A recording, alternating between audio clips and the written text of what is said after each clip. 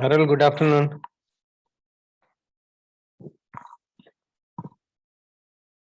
Your voice is not coming. Check.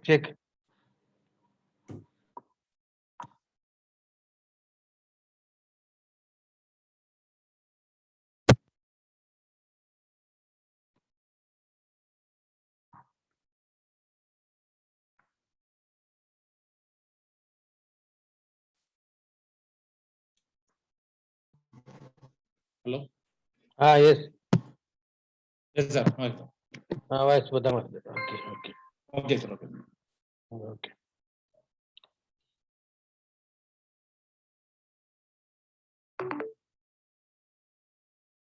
ஆரம்பிக்கலாமா அருள்?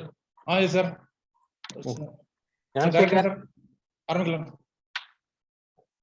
Yanashekar. Participant 115 only. Shall we wait for another 5 minutes, sir? 2 minutes? Let us start. Give introduction. Yes, And sir. Okay, sir. By this time, everybody will come and join. Sure, sir. Okay, sir. No problem. No issues. Other meetings are waiting. Yeah, sure, sir. Okay.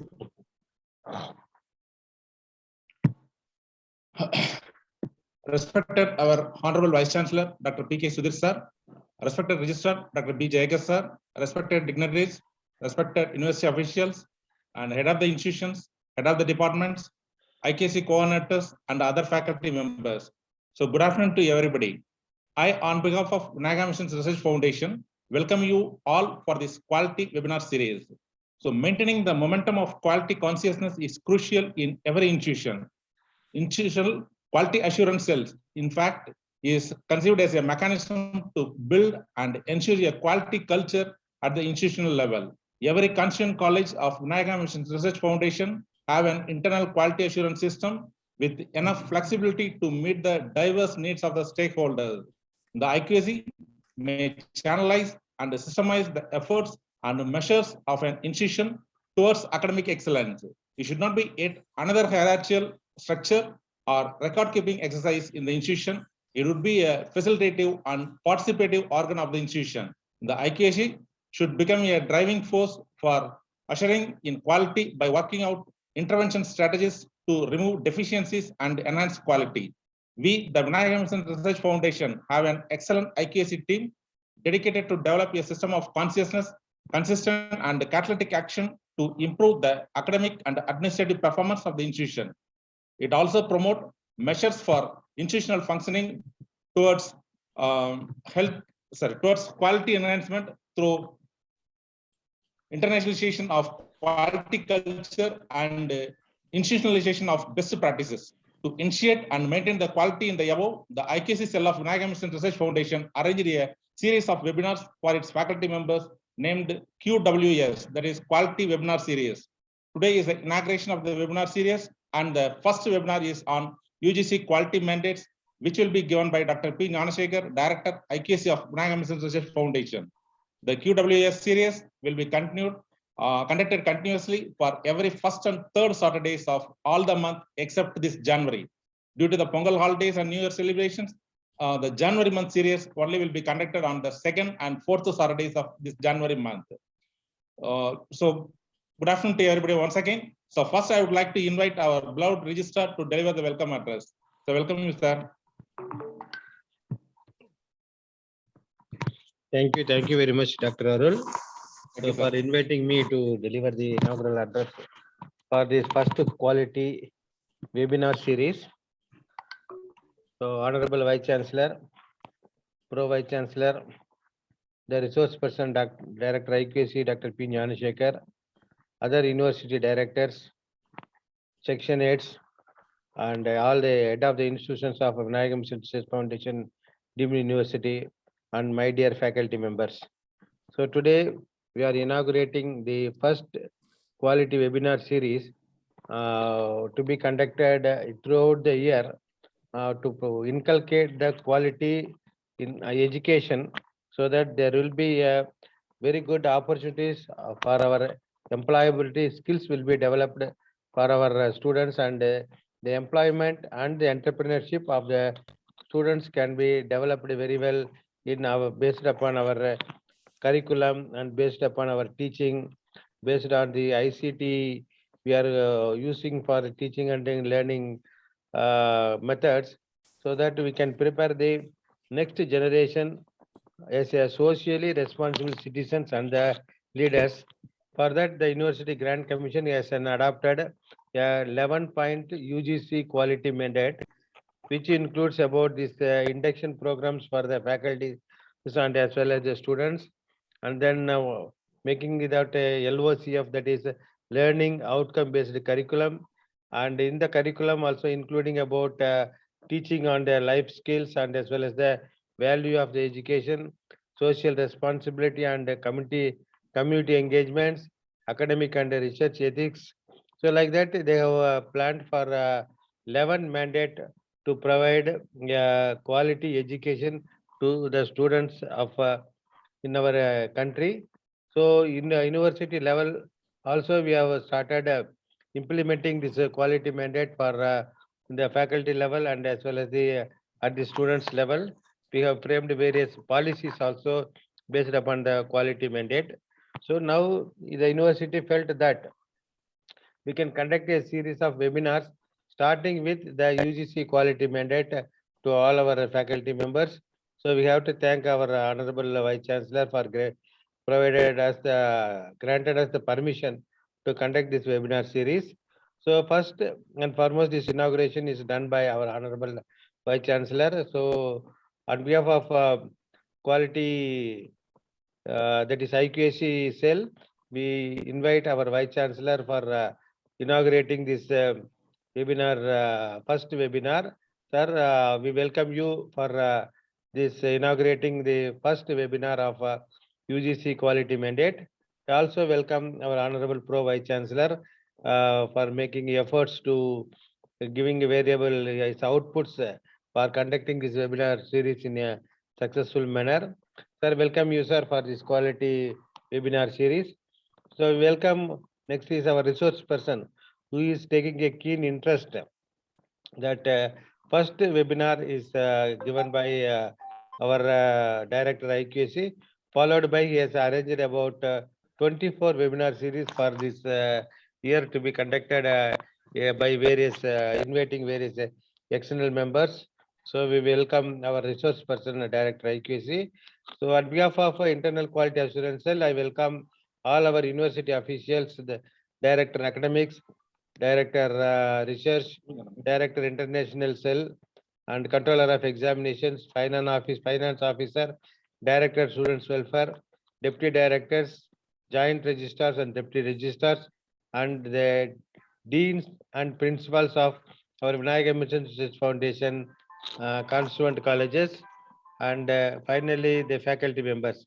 So the faculty members, we welcome you all for this webinar series, because you are the backbone of in the every institution, providing quality education to the students and as well as the skills for them, as well as you are providing the ethics and as well as the life skills also to the students. So your participation is very important to attend this quality webinar series. So on behalf of Vinayaga Mission Research Foundation, I welcome all the faculty members to this first webinar on UGC quality mandate. So with this introduction, I welcome once again all the participants and the dignitaries to this first webinar on UGC quality mandate. Thank you, sir. Thank you very much. Thank you, sir. Thank you very much for your nice welcome. So next, I would like to invite our beloved Vice Chancellor, Dr. P.K. Sudhir, sir, to deliver the inaugural address.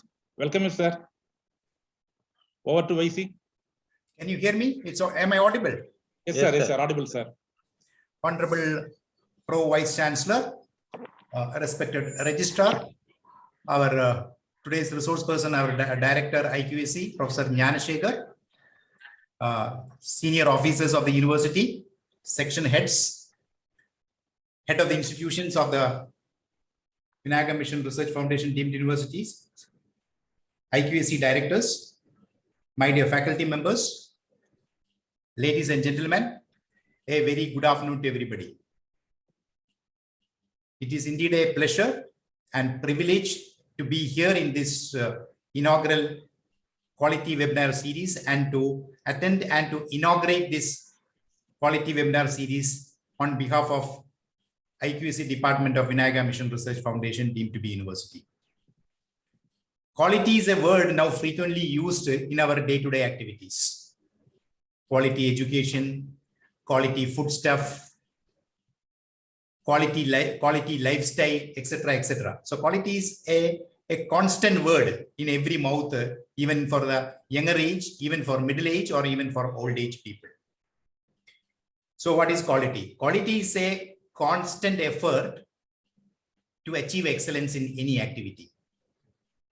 I'll repeat, quality is a constant effort to achieve excellence in any activity. And it is the responsibility of the all. It is not the responsibility of only few people.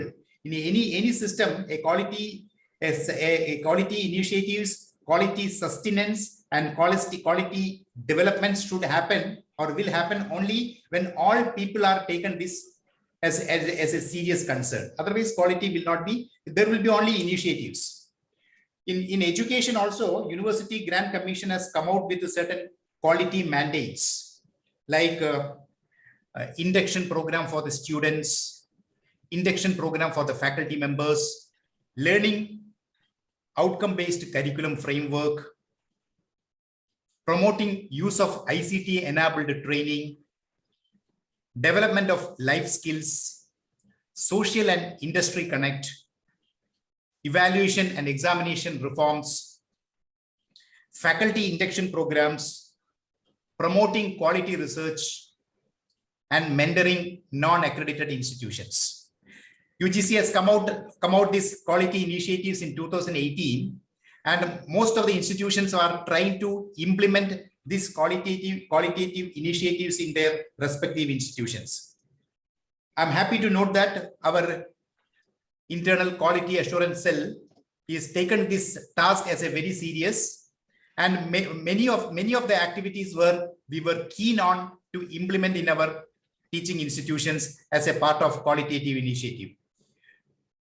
I'm happy to note that internal quality assurance cells of our university has come out with a quality webinar series for this throughout this year of 2022. And almost 22 programs are scheduled in every month. There are 2 programs are scheduled in the respective teaching institutions. I'm extremely happy to inaugurate this quality webinar series organized by the IQAC today by Dr. Gnanashekhar on UGC's quality mandate of 9 mandates. I'm sure that he will be deliberating this issue in a very detailed manner. I hope that this deliberation will be useful for our faculty members and all participants. Thank you. Thank you very much. Thank you, sir. Thank you very much for your inspiring address. So next, I would like to invite Dr. P. Gnanashekhar, sir, Director, IQAC, and the resource person of this today's webinar to deliver the talk on UGC quality mandates. Welcome you, sir. Before that, I want to introduce Dr. P. Gnanashekhar, sir, even though it is not required. That is Dr. P. Gnanashekhar completed his BE in Electronics and Communication Engineering from Bharatiyar University, Coimbatore in the year 1988. He completed ME in Computer Science from Vinayaga Mission Research Foundation in the year 2008 and PhD in Computer Science from Vinayaga Mission Research Foundation in the year 2016. After his BE, he worked as a lecturer in our Vinayaga Mission Kirbanada Warrior Engineering College, Salem from 1988 to 97. And then he joined as a vice principal in Arbadavidi Institute of Technology, Kanjipuram from 98 to 2001. Later, he worked as a vice principal in Mamalan Institute of Technology, Chennai from 2001 to 2004. Then he joined in our VMKV Engineering College and worked as an assistant professor and followed by the Dean Training and Placement Cell for a period of 6 years from 2004 to 2010. And then he worked as the Chief Executive Officer of Vinayaga Mission Research Foundation deemed to be university up to 2016.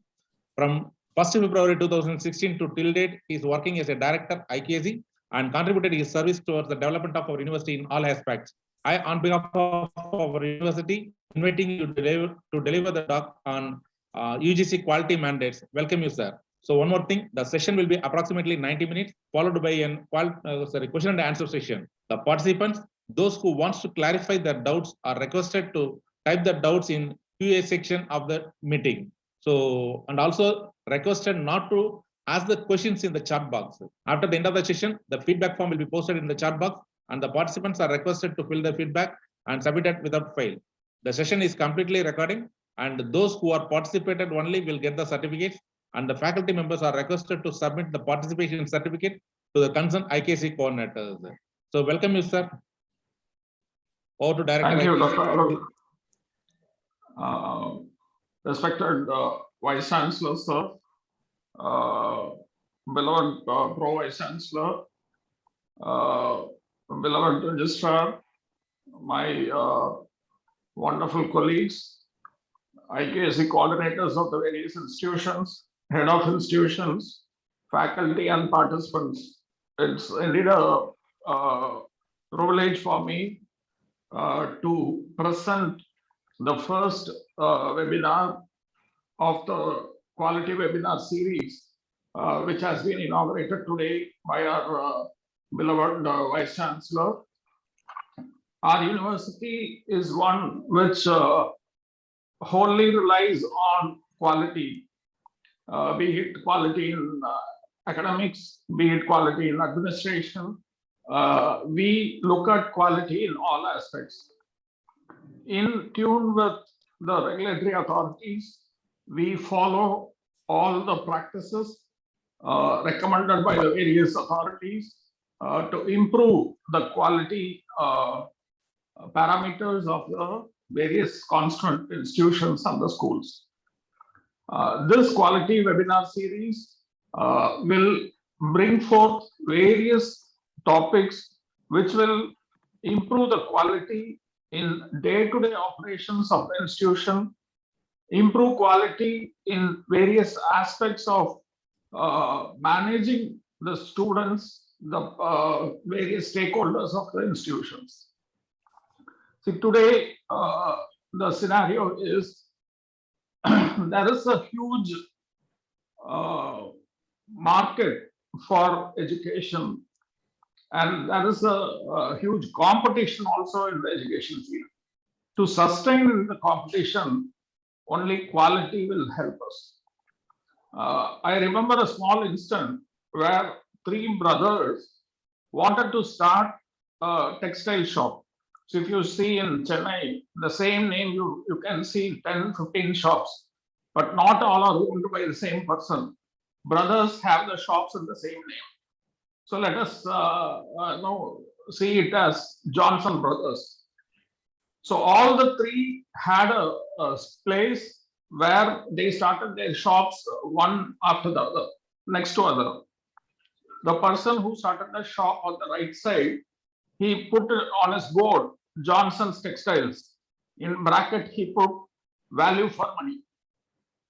And the person on the other side, he put Johnson's Textiles, quality at your doorstep.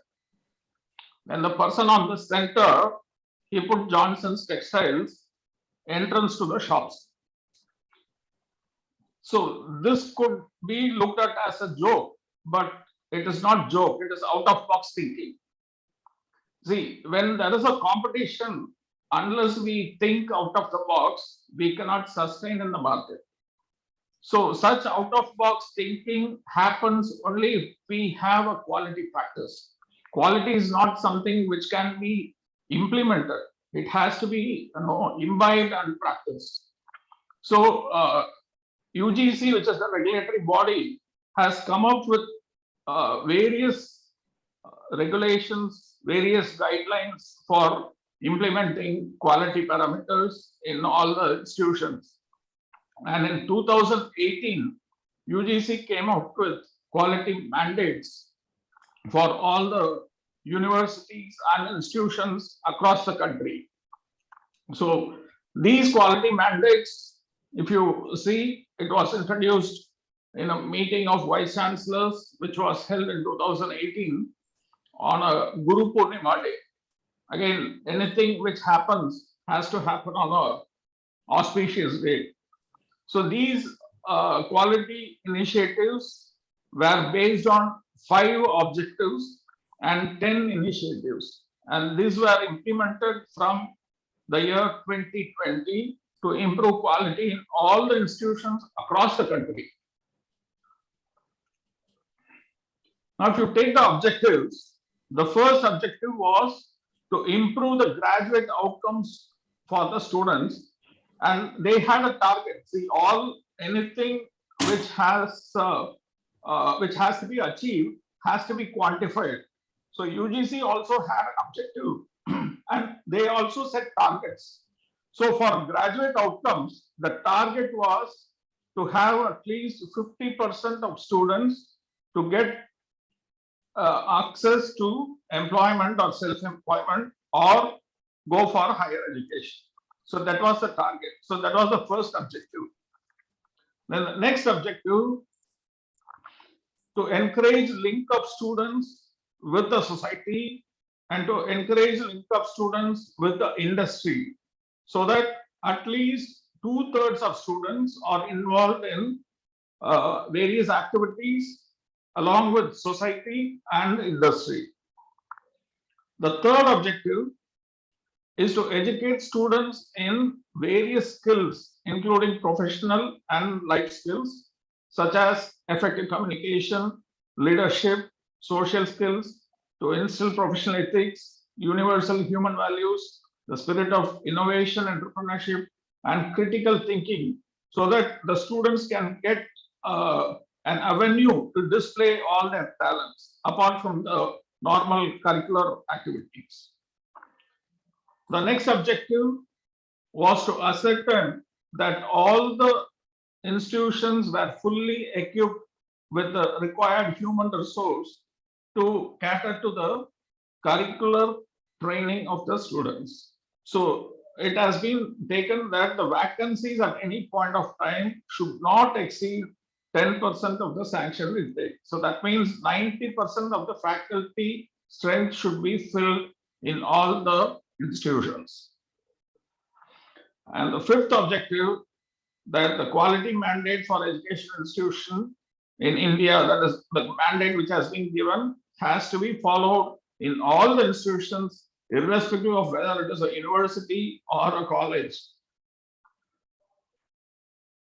And every HEI should get accredited with a minimum score of 2.5 in NAC by the year 2022. That is the current year. So they started this process in 2020, and they gave a period of 2 years for all institutions across the country to get themselves assessed and get accredited with a minimum score of 2.5 by the end of this current year. So these are the objectives with which UGC framed the quality mandates. And the next we'll be seeing at the various initiatives, the 10-point initiatives which have been included by UGC to achieve these objectives. So the first initiative is induction program for students. See, we have been doing plenty of orientation programs for students till 2020. So after the quality mandate, UGC has come out with a set of guidelines to conduct induction program for students. The students are just out of school. School is something which the student is monitored all the time, right from morning till evening. Every student is monitored. Even when they go back to the house, they have their work to be done under the supervision of the parents. But once into the college, they have the difference of being monitored by the institution. See, this is something new. They enter adolescence and they have to be properly oriented and guided. So UGC brought in this particular initiative to have an induction program for all the students, irrespective of whatever profession they are entering into. The next initiative was the learning outcome-based curriculum framework, and with the catch that the curriculum has to be revised in regular intervals. This learning outcome-based curriculum framework, as of now, has been introduced in the faculty of arts and science and social sciences. This will be extended to other areas of studies in the future. The third initiative is adoption of ICT, the information communication technology based tools for an effective teaching learning process. See, we would have experienced this advantage of ICT during the pandemic period when everything was online. Even our food, we were forced to take online. So that is the scenario. So we need to keep up with the changing scenario. So ICT has to be adopted in the teaching learning process. The next initiative is imparting life skills to the students. And the fifth one, the connect between the HEI and the society and the industry. And where they have presented that every institution has to adopt at least 5 villages for exchange of knowledge and also for the betterment of the village communities. The sixth initiative is reforms in the evaluation process. See, examinations, we have a common methodology, though the pandemic forced us to go for online examinations, but the pen and paper exams are to stand in the future.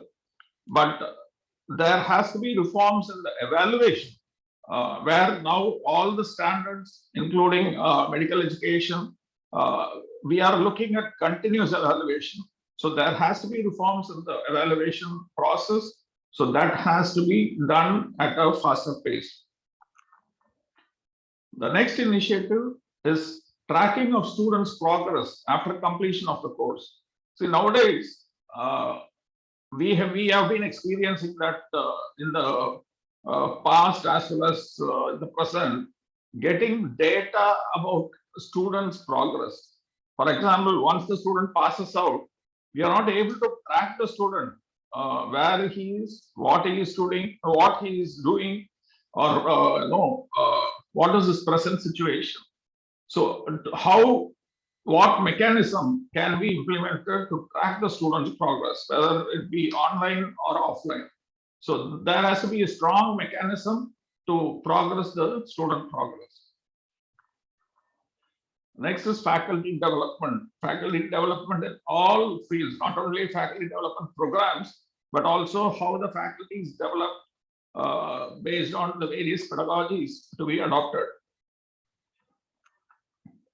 And the next one is quality research and creation of new knowledge. See, research is one part of university system. Unless you have a strong research acumen, you will not create new knowledge. We'll be looking at only whatever we have, and if something innovative or something new has to happen, there has to be quality research. And the last initiative is mentoring non-accredited institutions so that every institution is accredited by 2022. As far as the 10th initiative, we are, as of now, we are not eligible. Only if we are above A, we'll be eligible to mentor institutions, various institutions. Now we'll see one by one all the 10 initiatives. The first initiative is the induction program for students. UGC has rightly given a nomenclature, Diksharam. This is a Sanskrit word, which the meaning is the Aram of Diksha. That is the starting point of getting the ultimate knowledge. So the starting point of the student to get ultimate knowledge is the institution. So this student induction program is the first thing the student should experience when he enters the institution. So that is the reason UGC has introduced this SIP program in all the institutions of higher learning. So this has to be done at the commencement of UG course, which will set a pace for a wonderful teaching learning experience. Every regulatory authority has framed their own schedule of SIP. Our university also has come out with a manual for student induction program in tune with UGC's Diksharam program, and already most of the institutions are following it. I would request the institutions who are not following to take it up immediately for the newly inducted students. So UGC has formulated this Diksharam. There is a booklet which is available on the UGC's website, and the UGC, based on UGC's guideline, the university also has framed a guideline for SIP, which is also available in our university website. So people can go into it and see the schedule and the various programs to be conducted in tune with the UGC and the various regulatory bodies. The goal of the student induction program is to develop the inherent competencies in every student and to kindle a positive attitude for the student when he enters the institution. See, this is one place where we showcase how the institution is, what the institution is, and what it can offer, and who the people are who are going to take through the student for the next 3-4 years. So this is the place where the institution is going to be showcased. So we need to be more careful in these programs and set up positive interest, kindle the interest in the student so that he will cherish or he should look forward to continue in the college for the next few years. And it also has to inculcate the emotional and intellectual energy and values of the HEA. See, every institution has a specific value. We have our advantages, we have our strengths and weaknesses, which have to be showcased before the student, and he should be aware what is in store for him so that he can take up whatever suits him. And it also should cultivate a sense of intimacy and an awareness of privileges and responsibilities. What privileges the student has, the code of conduct, what are the ethics, all these have to be explained during this period. And there should be a change from school to college, which has to be pleasant. It should not be worse. The student should be happy to come to the college. It should not be vice versa. But most of the institutions, we have it as in practice. Now, mentoring is blended in the SIP sessions. We have universal human values such as truth, righteous conduct, love, non-violence, peace. All this can act as a source of high order inspiration, which will turn the students to the nation's traditional values and culture, and also instill in them a self-awareness and sensitivity, a feeling of equality, compassion, and oneness towards the society.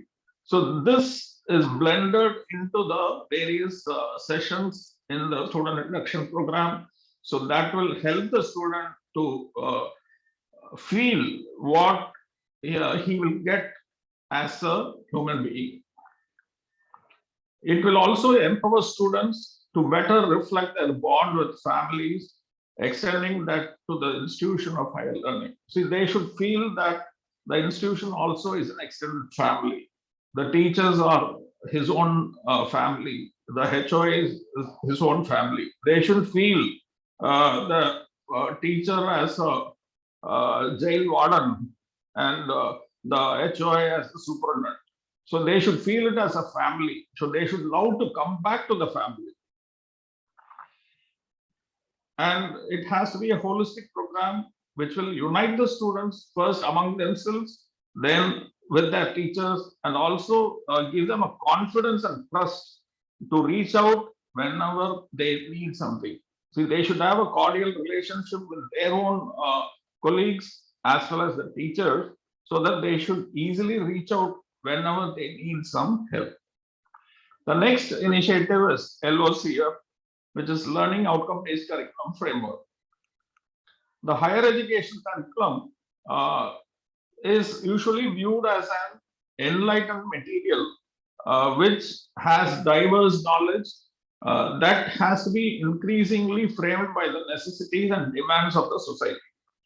See, one pitiable factor is when curriculum is being framed, we look at only mostly cut and paste. Whatever some other institution has, we just cut and paste. We don't create something new. See, we have seen in the recent past as well as in the present that there has been a deviation of interest in the teaching community. They don't want to, get themselves acquainted with new knowledge. So they want to stick with whatever available. They don't want to come out of their, comfort zone. So they don't look at something new or introduce new curriculums. So this is where the gap exists between the education we give in the college and what the society or the industry requires. So this gap has to be shortened so that the student who is coming out should be employable and also fit into the society as a human being. So to revise the curriculum, it has to be at par with global trends in higher education. So that is the reason LOCF has been adopted from the year 2018. Actually, most of our arts and science programs have adopted LOCF in our university. And it comprises graduate attributes and the expected learning outcomes that any student should master on completing a particular academic program. In this regard, all the programs in our university, we have program outcomes given for every program which is offered by the university. And wherever we have OB offered, every course is also having an outcome. And there has to be instant endeavors which are essential to institutionalize an outcome-based higher education system, to boost employability of graduates through curriculum reforms, and to upgrade academic resources and learning environment, and raise the quality of teaching and research across all the institutions of higher learning. And UGC came out with a specific action plan and timeline. They have subject-specific committees for 37 various subjects. And model curriculum was out in the year 2018. And over and above that, the HEIs had the privilege of revising the curriculum. And you can see there is a holistic approach where the program outcomes are the program educational objectives and the course outcomes are derived for every program offered. To promote higher order of thinking skills such as analysis, synthesis, evaluation, creativity, UGC has come out with subject-wise documents on LOCF, specifically for undergraduate education as of now. They are yet to implement LOCF in postgraduate education. And it is imperative that the student who gets qualified should attain specific knowledge, understanding, skills, attitudes, values, and standards that are expected to be from a graduate who completes a particular program of study. And this curricula should be, which should be a revolutionizing one, so that it responds to the society and the learner's needs, and should also guarantee a strong foundation for a lifelong quality education for every student. The goal of LOCF is to devise graduate characteristics, qualification descriptors, program learning and course learning outcomes that are projected to be attained by every graduate. And to be comparable with national and international standards, the learning outcomes and academic standards have to be to have a guaranteed global competitiveness, so that the student can have a mobility from one place to other. And LOCF helps HEIs to plan teaching learning strategies and to assess the student learning levels and review the programs and academic standards time in, time out. And the LOCF approach with program learning outcomes and assessment process is something which gives a free framework which also supports the students and the faculty. There is a good understanding between the two, and each supports one another so that the framework is achieved. And the students also realize that the educators should also know what is expected to teach and a particular program, and what the student expects also has to be looked into. And the implementation of this curricula based on the outcomes is a continuous process. It is not one time, and this has to be done time in, time out. If you look at NAC process, revision of curriculum is one key indicator which looks at a change in the curriculum at regular intervals.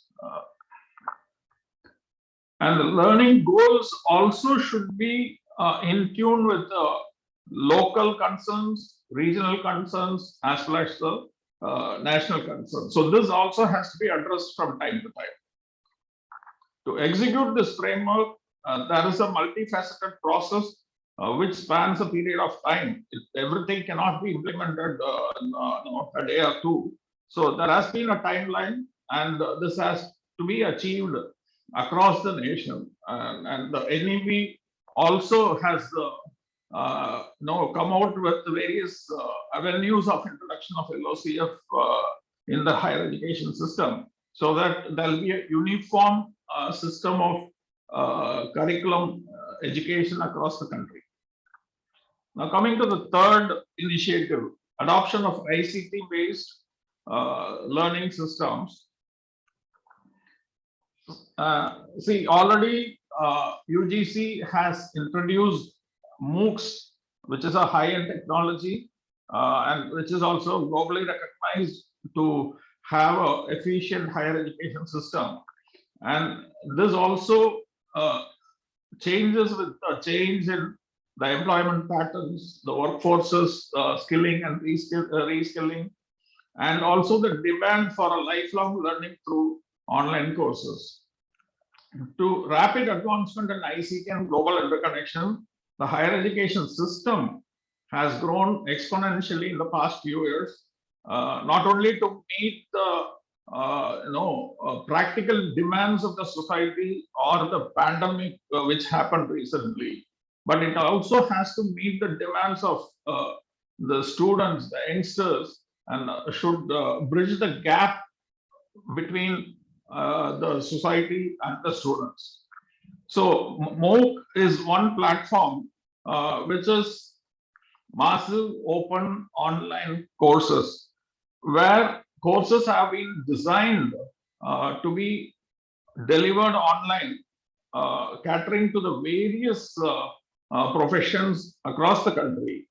And these are offered time to time on various topics, which are open for both students as well as teachers, who can equip themselves so that they can re-deliver to the students. Now, ICT and MOOCs offer the higher education institutions, especially in areas where the access for quality education is poor. So ICT can be used so that remote areas can utilize this, and they can also get online certification. They get guidance to high quality information, and also at a very low cost. Very nominal fee is being charged for these courses. Though the courses are free, probably only the certification is charged. And MOOCs provides a flexible learning platform and is a valued add-on to classroom teaching. See, nowadays, where structured choice-based credit systems have been introduced, these MOOC courses have also helped students in acquiring both knowledge as well as credits which help them in adding credits to their CGPA, so that they have more credits by the time they complete the course, which will help them in higher education as well as placements. Now, ICT-based tools have a particular model which has been introduced by the government of India, called Study Webs of Active Learning for Young Aspiring Minds, which is called SWAYAM, which helps the student and faculty to get acquainted with lifelong learning. See, there is no time limit. Whenever you want, whenever you feel like, you can connect to the online platform and start learning. And SWAYAM platform is designed on 3 fundamental values of education: policy access, equity, and quality. So you can see quality is one of the fundamental values of education. So to meet this value of education, the platform on online mode is available, so that both the students as well as the faculty can get themselves equipped. And moves through SWAYAM also bridges the gap for learners who were not in touch with the mainstream digital uprising in the country. See, nowadays you can see online classes happening for schools, students even in the remote areas, remote jungles, remote hill stations, attending online classes with the technology improvements which have happened in the recent past. And UGC regulation 2016 advises all the higher education institutions to identify courses where credits can be transferred to academic record of students for course done on SWAYAM.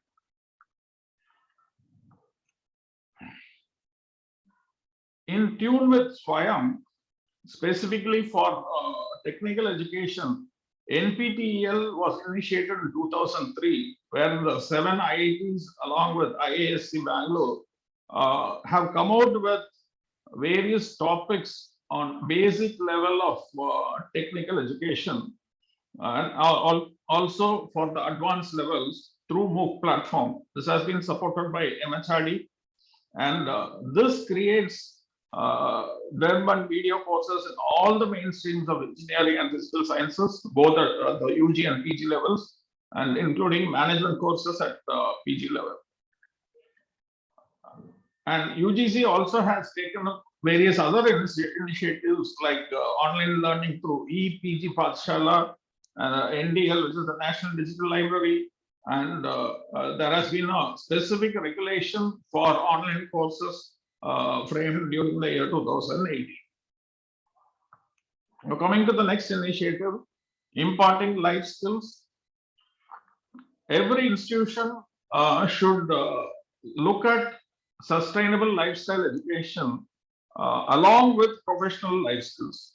See, a student cannot be a wholesome human being unless he is equipped not only with the regular classroom teaching of the subjects which he is required to learn, but also should assimilate lifestyle education, which will improve the lifestyle of the student and also to get himself equipped to lead a professional life. And such responses require a huge transformation of the existing system by making it tuned to societal changes and also evolving skills relevant to the global and international scenario. And these programs include effective communication skills, social skills, time management, problem solving ability, decision making capacity, leadership ability, and integrity, which play a crucial role in boosting the employability of graduates, and also to enrich their personal growth and transform them into a very active societal participant in the democracy. These life skills also empower our graduates with self-confidence so that they can have a out-of-box thinking, as it told you in the start of this session, so that they can face any problem in their life, both it be in the professional side or the personal side, and come out with out-of-box solutions. So this is what will result of, this will be the result of imparting the life skills education to the students, apart from the regular curriculum. So this is one very important initiative which has to be looked at in all the institutions. Though when we look at the professional education, we may say the student is already overloaded with plenty of their own curriculum. But again, the curriculum alone is not enough for making a student a wholesome human being. So we need to give them more. So that is the reason these life skills have to be a part of the whole system, and it should be seen that the student comes out with all these skills when they graduate.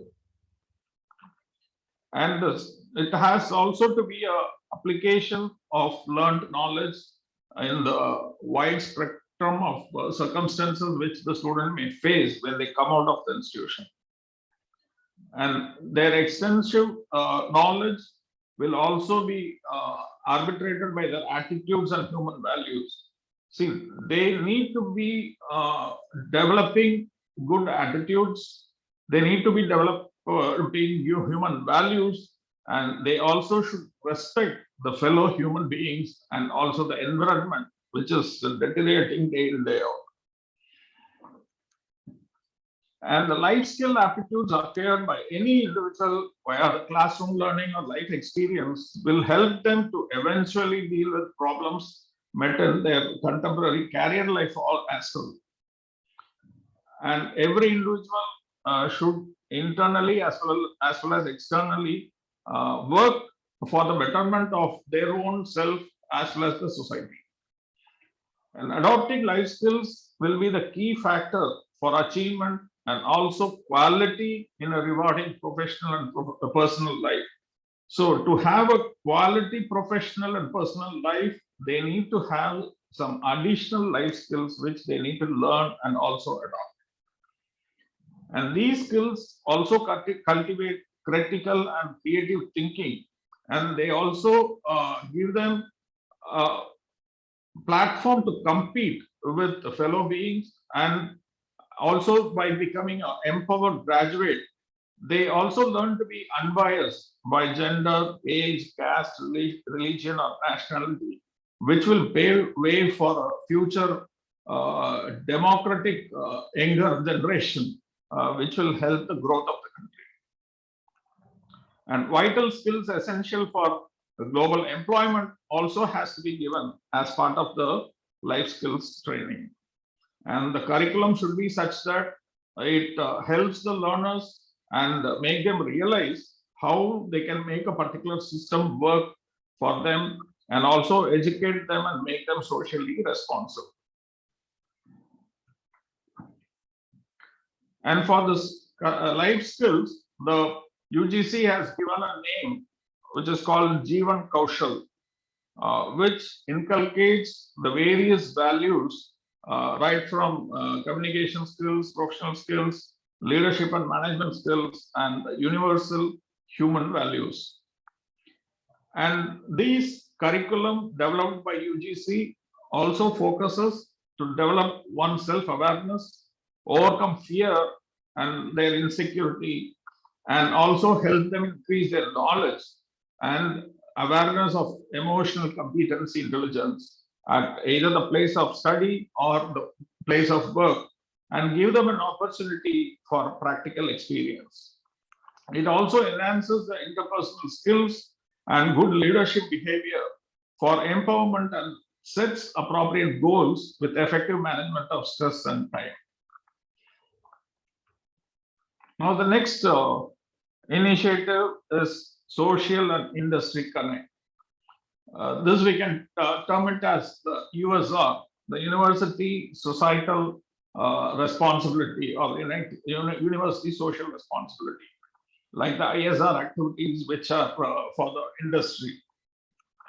See, now higher learning essentially should create skilled, highly sought after, globally competent professionals and graduates for employment. See, no one is going to employ someone who has got no skills at all.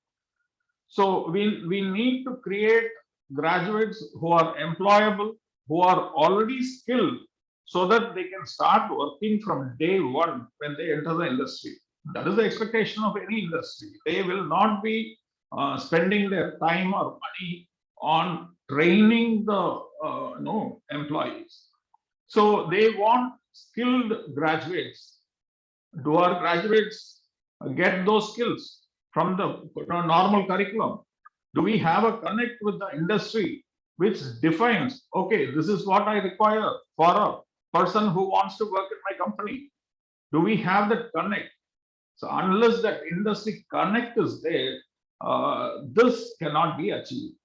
See, UGC asks for the connect between the industry and the institution in various aspects. For example, how many courses have been designed by the industry?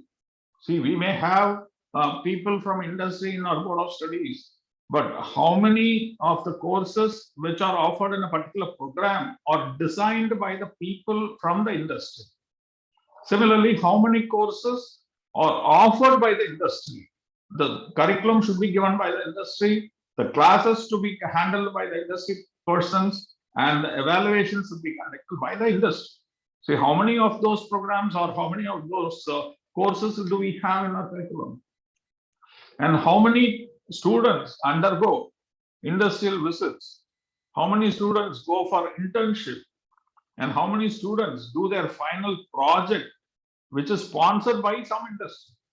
See, these are very negligible. So this is where we need to improve so that the industry institution connect helps helps the student as well as the industry. Excuse me.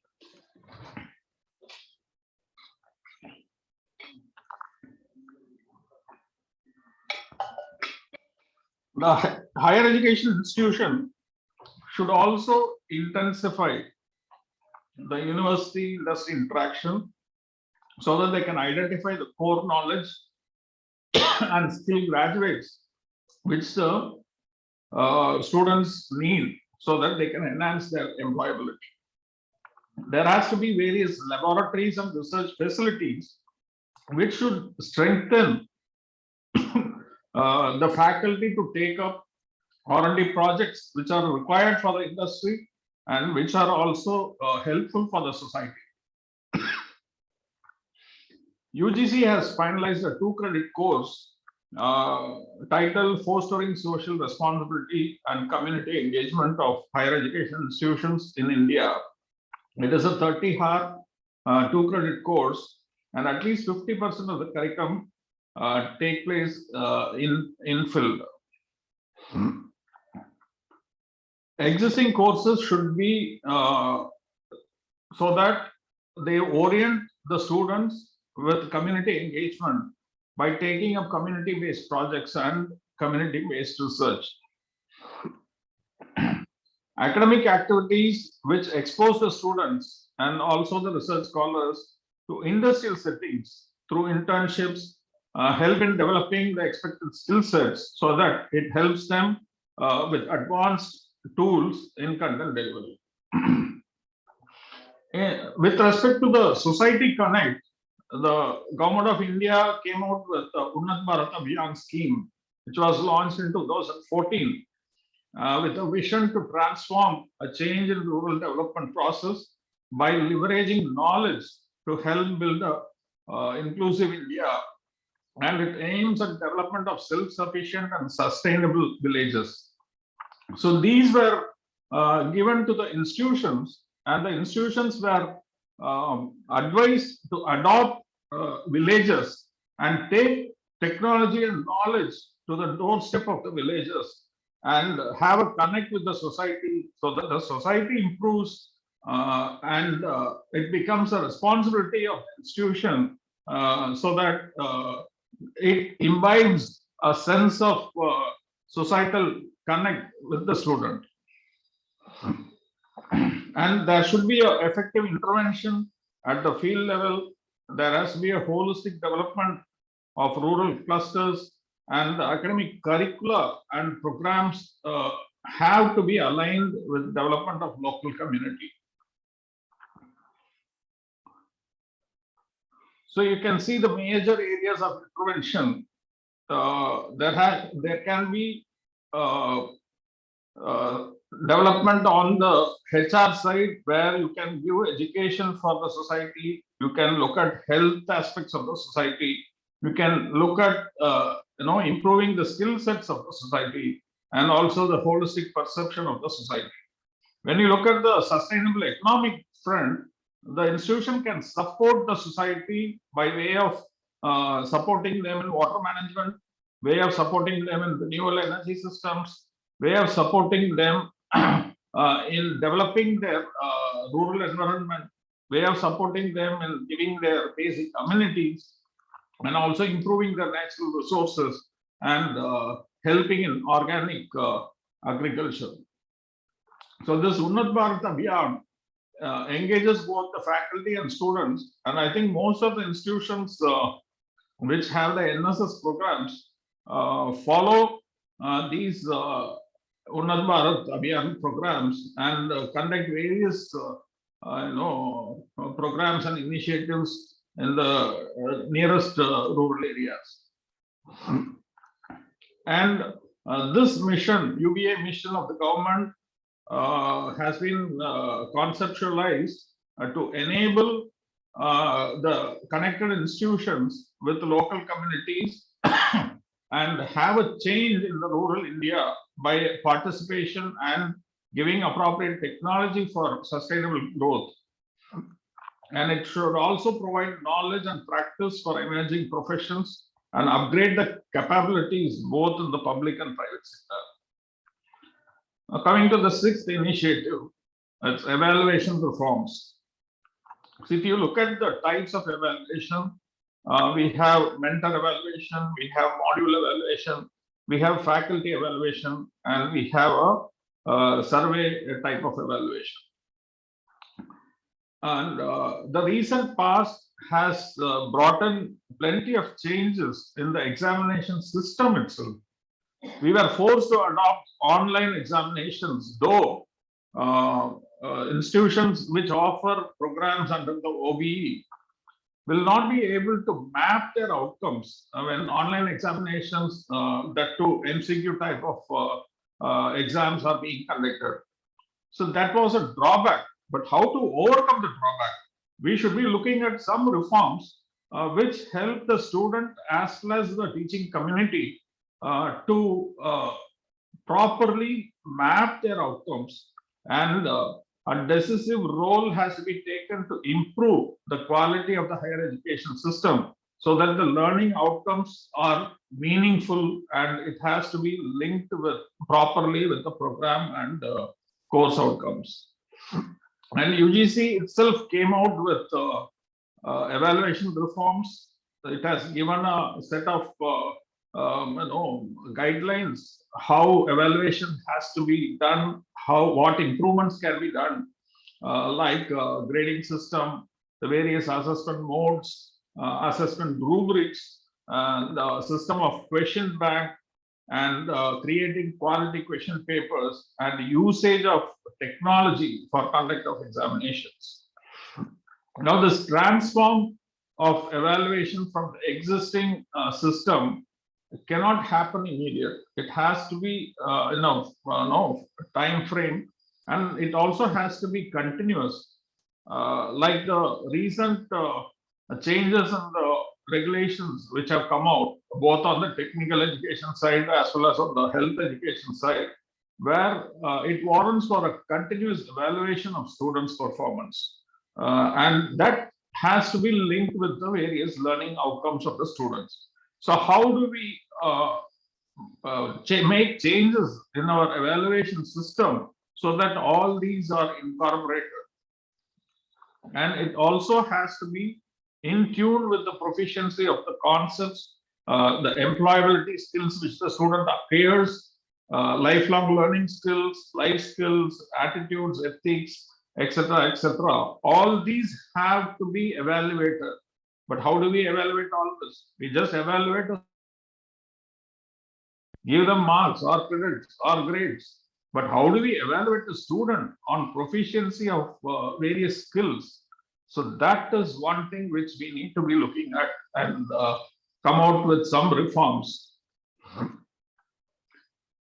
And a comprehensive list of assessment methods have been advised, like the early written mode of exams, article reviews, journal writing, case studies, oral mode of YOC, group discussions, role play, rapid fire questions, practical modes with computer simulation, craft work, integrated presentation of papers, seminars, assignments, poster presentations.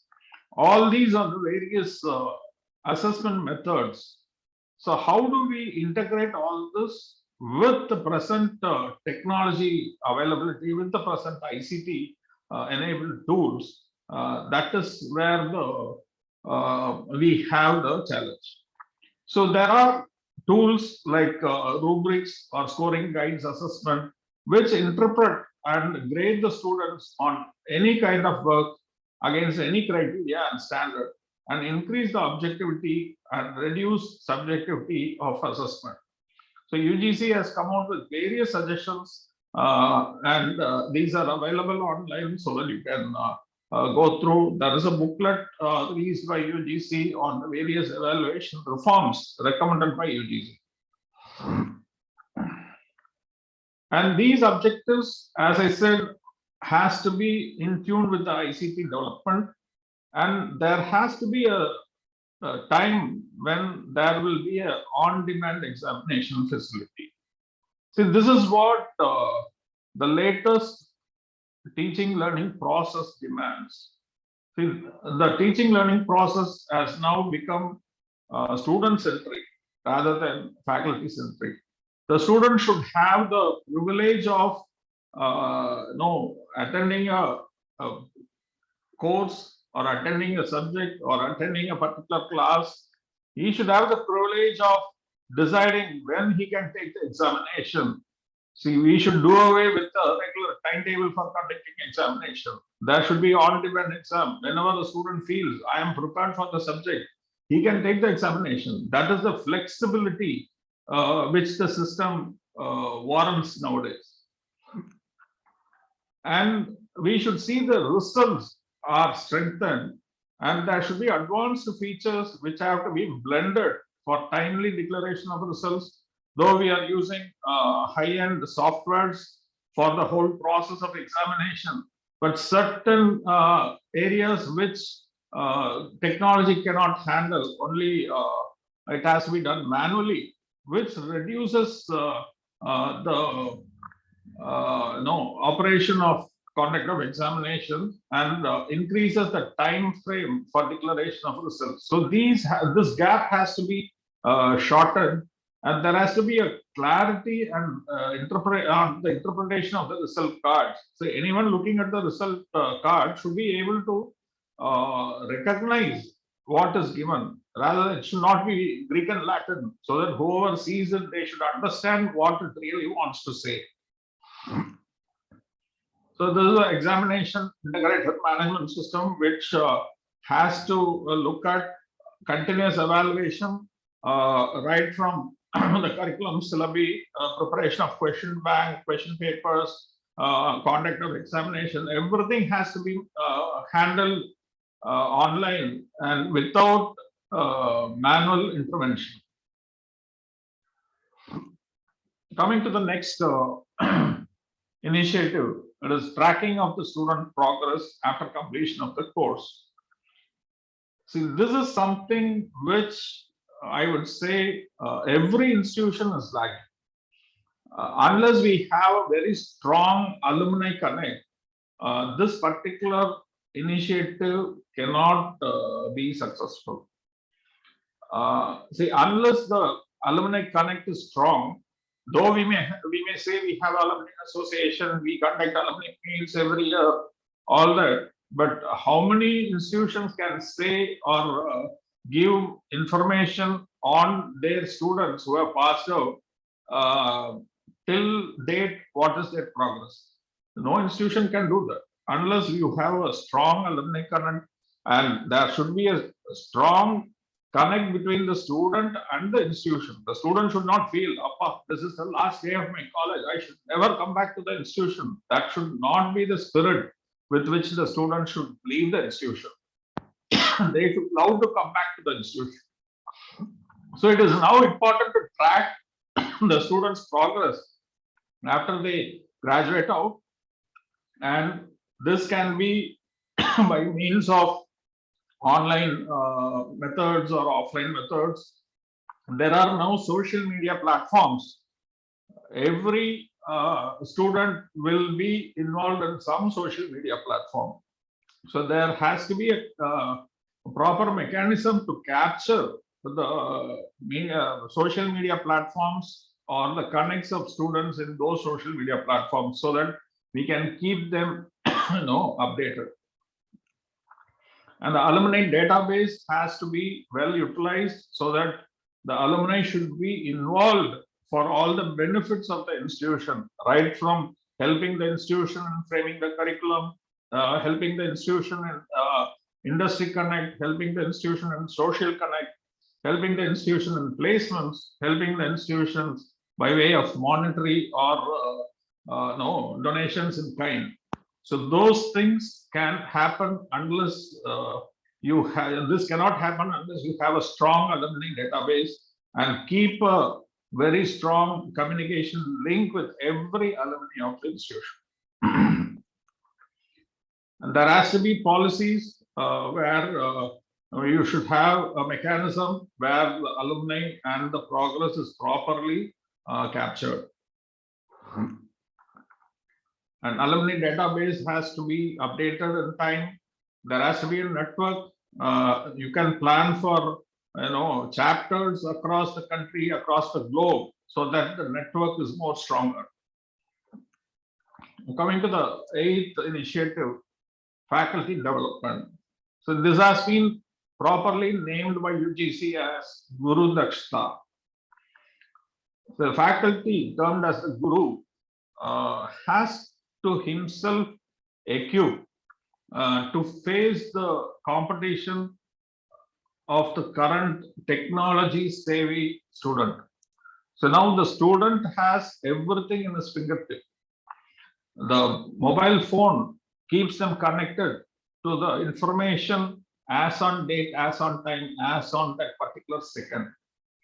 So similarly, the faculty also should be well informed, so that he has to keep up with the pace with which the student equips themselves.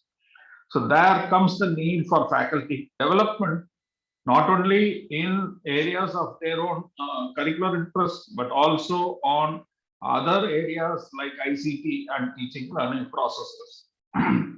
So these development programs will teach, educate, explore, expose and innovate and inspire the students, so that they will feel that their teachers are well equipped. And teaching in higher education is ethically and intellectually a demanding exercise. See, teaching school students is easy. You can be, you can threaten them and do something. But in the college education, it is not possible. In higher education, it is totally vice versa. So we need to be very cautious when handling the students, and we are looking at them both ethically and intellectually. We need to face them and give them something which creates a conducive environment for the student, so that you attract them and imbibe in them good thoughts which are creative, and also they should be having a fearless mind, so that they approach you for anything. Similarly, the teacher also should have all these parameters, so that they come into the persons who want to take up a teaching profession. If they have all these fears, they will not take up the profession at all. So nowadays, getting experienced people is really tough. So you need to train freshers so that they take up the teaching profession. So training them right from day one is what is required in faculty development. So you need to have faculty induction programs like we have the student induction program. So this Guru Dakshta also takes up this faculty induction program for the fresh people who join the institutions as fresh teachers and give them an orientation of what the institution is, what their department is, what they should expect from the institution, what they should expect from the department, what they should expect from their colleagues, and what should be expected from the students. So all this have to be educated to them so they are, they feel that they can deliver before the students without any fear. So that is the reason fresh faculty need to have this training. And once this is done, the existing faculty also should be trained on various aspects of advancements in the curriculum as well as in technology. And this has mandated UGC, which has come out with a wonderfully implemented faculty induction program. And this supports the new teachers to advance their teaching skills and to fine tune them to the culture of higher education institution and to realize their professional responsibilities, and so that they can themselves design as teachers with at par with well-equipped academicians. So this also should train the teaching and the non-teaching staff to uplift both their moral and physical acumen, so that they also know to use state-of-art tools and resources to keep abreast with the changing technology scenario. There is a program launched by MHRD in the year 2018, ARPID, which is the annual refresher program in teaching, which is an exercise for the career advancement of faculty. And this helps in faculty to get themselves refreshed on the various advancements in teaching learning. And there are also close to 15 lakh faculty who are using the MOOCs platform Swayam, who have registered in the various courses offered in Swayam, and it's still ongoing. Not that one faculty does one course, then stops. It's not that way. When there is a course of interest, any faculty can register for that and complete the program. And implementing ARPID as well as national resource centers identified, which prepare the material and focus on latest developments in new disciplines, and also the pedagogical improvements and methodologies for implementing the revised curriculum. And training material are also uploaded and available through Swayam. There is another program which is called LEAP for the leadership team. That is leadership in the sense, right from the head of departments, the deans, the head of institutions, the principals, on roles of governance as leaders. This is a 2 weeks program which is offered inside the country, and 1 week of overseas training. This is offered every year for the leaders of institutions, which is called LEAP program.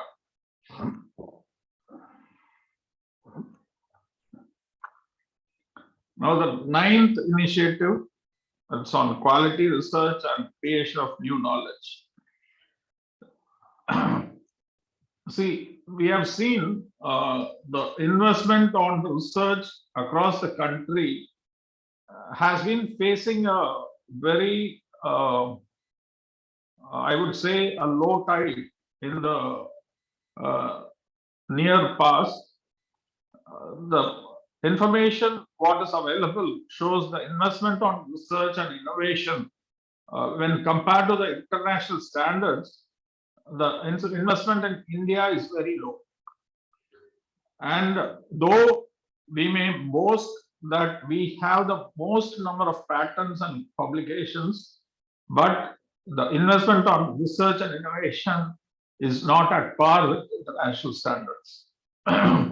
Similarly, for our institute, rise in patents and publications, but very few projects are being funded by external agencies.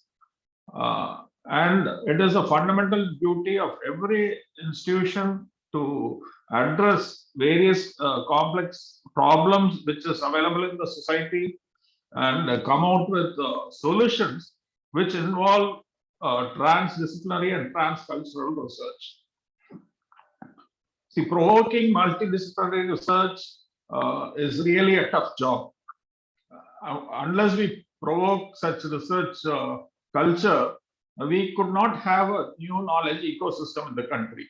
So this gives us a very strong platform, and our university in the past few years has gone overboard in allotting crores of money for research, and we would be one of the very few institutions across the country offering seed money to the tune of 6 crores every year.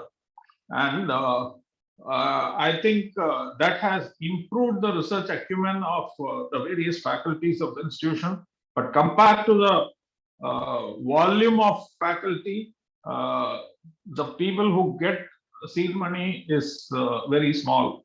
So we should improve the research acumen of every faculty so that more research projects are being taken up and more solutions come out, which will help the society. And to have a transdisciplinary approach, there has to be a combination of various faculties, there has to be combination of various disciplines, which will give real-time problem-based perspective so that we can conquer artificial boundaries that will remove various doubts in the minds of people. See, universities like us, which have multi-faculty, multi-discipline, it is really easy for us to approach any problem with a multidisciplinary approach. So it gives us an advantage which has to be utilized by all the faculty. Now, the goal for this quality research is to promote transdisciplinary research pertinent to the national development by both faculty and students. Not only the faculty, students also should be encouraged to come out with innovations. They should be part of the innovation habitat of the institution, and they should come out with new ideas which can be promoted as a product, which can come out as a startup, and this will pave way for a huge industry growth of the country. And this should also inculcate innovative thinking for creation of groundbreaking knowledge, and thereby it should inspire the faculty to evolve as eminent academicians. And this has various schemes introduced by the government to promote quality research and quality culture. One such is the scheme for transdisciplinary research for India's developing economy, which is called as STRIDE. This has been introduced by UGC, and the thrust is on research capacity building, transdisciplinary study, which facilitates national growth and high impact of research in thrust areas of humanities, arts, Indian languages, and knowledge systems.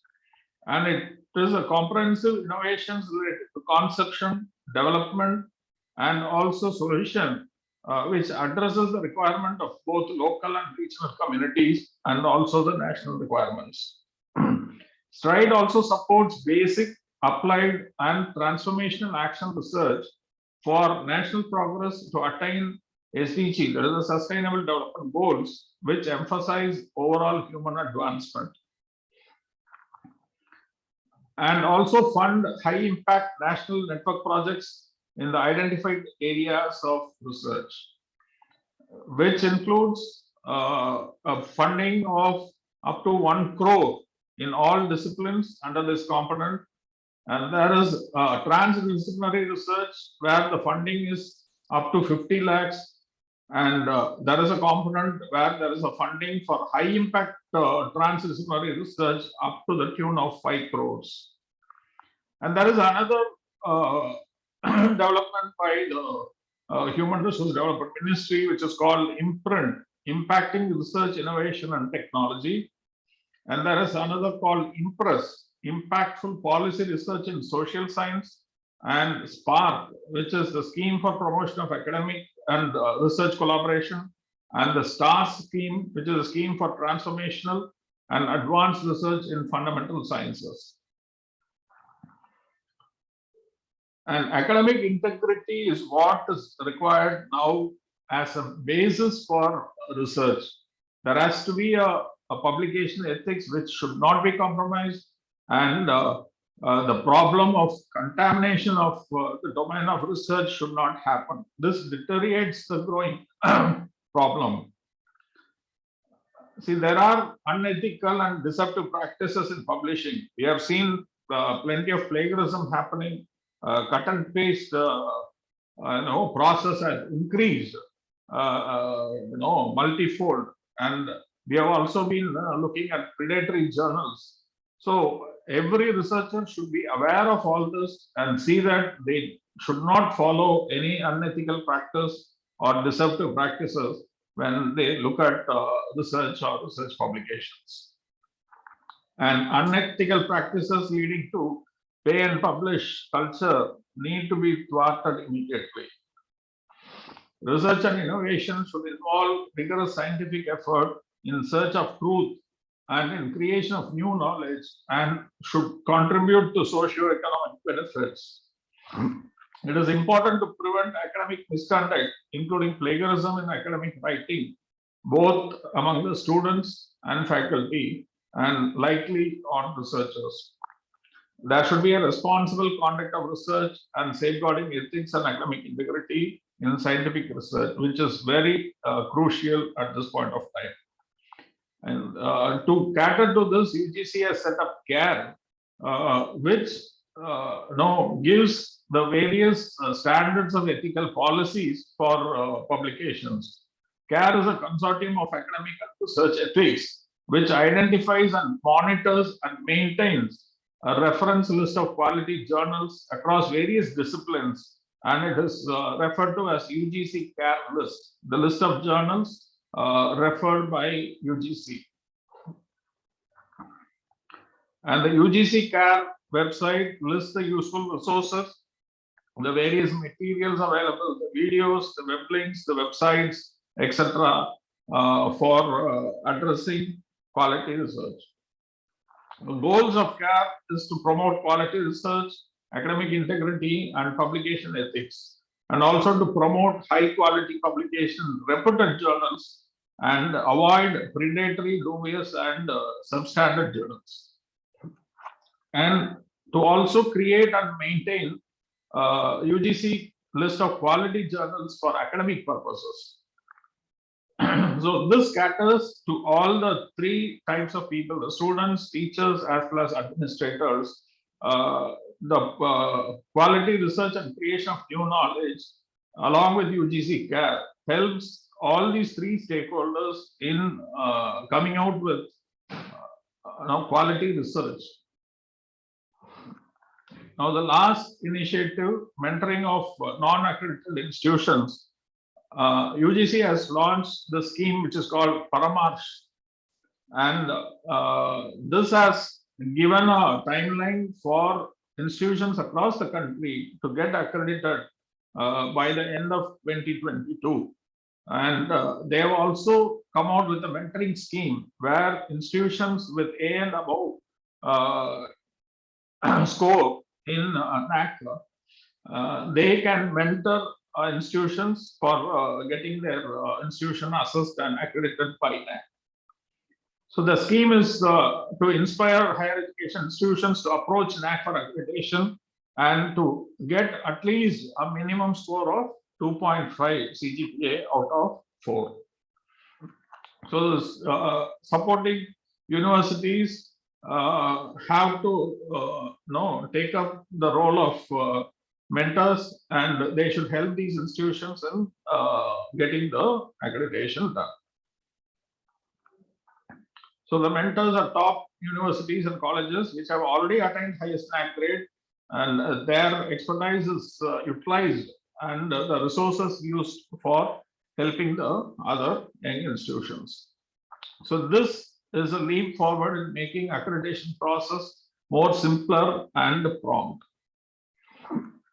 The scheme also will endorse well-performing accredited institutions to mentor the HAs aspiring for NAC accreditation.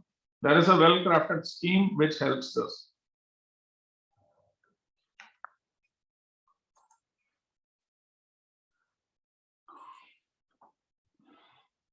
So I think we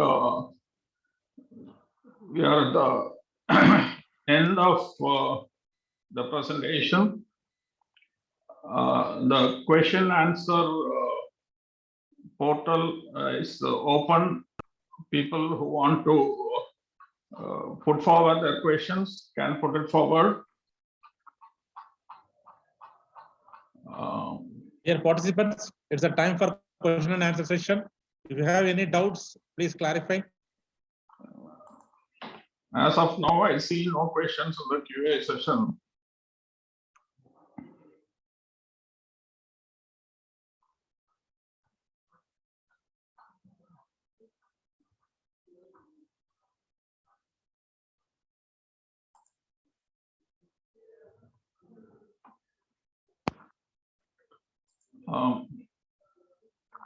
I request Dr. Arul to share the feedback form in the chat.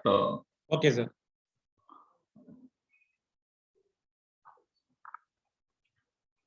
So questions, what is stride?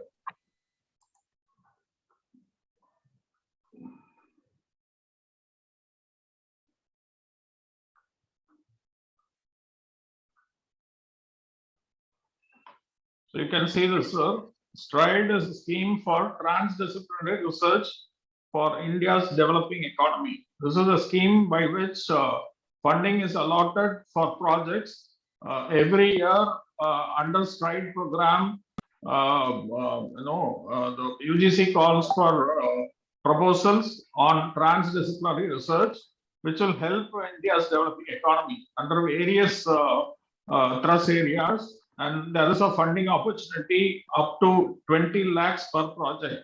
So this will be announced. This will be announced regularly on the UGC website. So you can go through the UGC website and get details on this. I think our research directorate also updates our faculty on such developments regularly. You can also get in touch with your research coordinators at your college level, and they will help you in getting the STRIDE funding. Is that okay, Mr. Tiruchitrambalam, who has raised this question?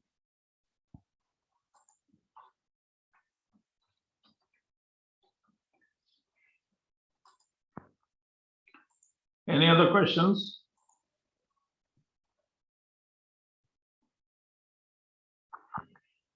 So feedback form has been put up in the chat box.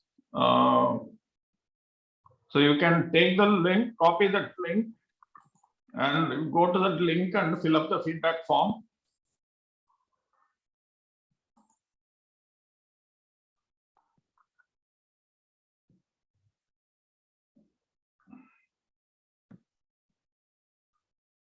Dear participants, any other questions?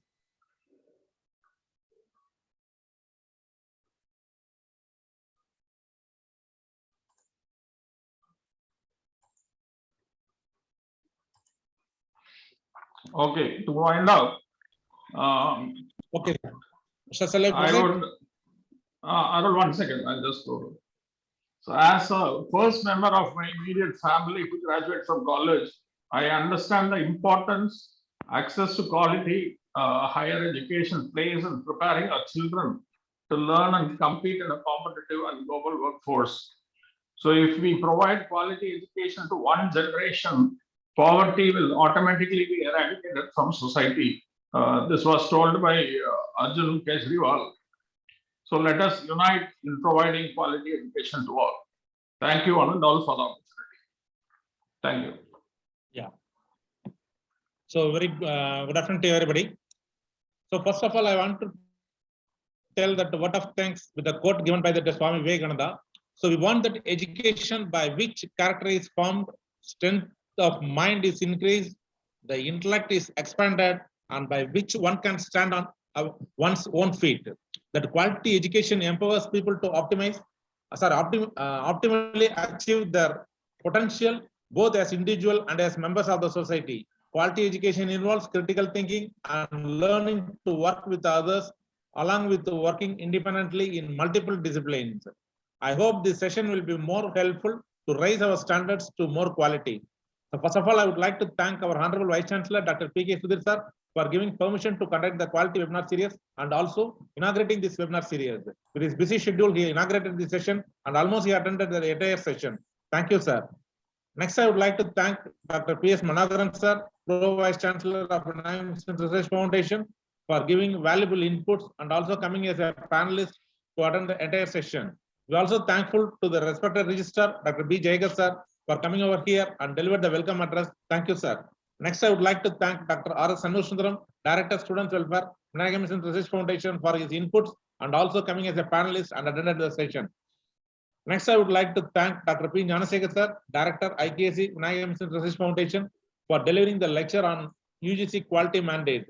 He delivered the various aspects of the quality mandates like induction program for students, learning outcome based curriculum framework, adoption of information and communication technology, imparting the life skills to students, social and industry connect for every higher education institutions, faculty development, evaluation reforms, tracking students' progress after completion of the course, quality research and creation of the knowledge, and mentoring of new accredited institutions. Each of these verticals have been taken up the mission mode by the UGC and also by the government. Next, I would like to thank all other dignitaries, university officials, head of the institutions, IKC coordinators, head of the departments, and other faculty members who actively involved and participated in this session. So the next session will be on coming Saturday, the 8/1/2022, will be conducted by IKC Cell of Vinayaga Mission College of Pharmacy with the resource person, Dr. KP Arun, Associate Professor of JSS College of Pharmacy, Uttarakhand, on the topic innovations and best practices in higher education institutions. Thank you once again for your participation and also inviting for the next session. Thank you once again. Thank you, sir. Thank you. Thank you.